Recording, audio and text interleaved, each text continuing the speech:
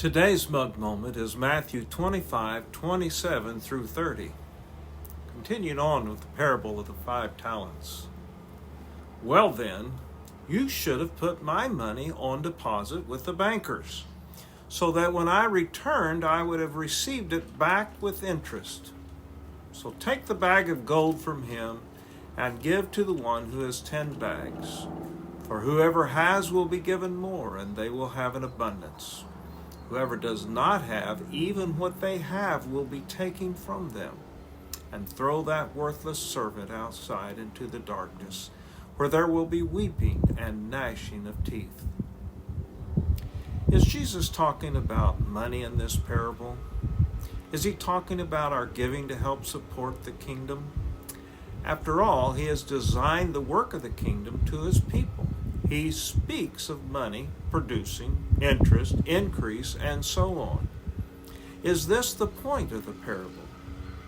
I think if we thought that, we would be missing the main point. Let us put this conversation into context. Jesus is speaking to a crowd in which some believed and some did not.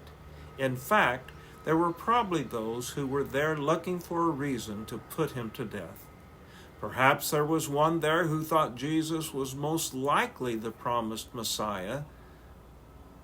But is Jesus the promised one from all eternity? Perhaps this one thought he could be a silent disciple, not telling anyone that he thought Jesus was the Messiah.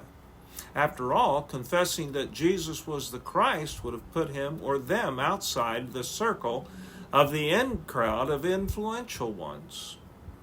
What was Jesus demanding of them? I believe Jesus was telling them there was no such thing as a silent disciple. What does the Bible say? The people asked Peter, "What must we do to be saved?" His answer was, "Repent and be baptized." Paul said, "If you believe in your heart and confess with your mouth, you would be saved." Water baptism is a public acknowledgement of one's faith. Perhaps the thief on the cross could not be baptized, but he could publicly acknowledge his faith, and that is just what he did. The thief was saved from all his sins. We must confess our faith. The one who was worthless did nothing. Have you openly confessed your faith? Have you submitted to baptism? Go in Christ.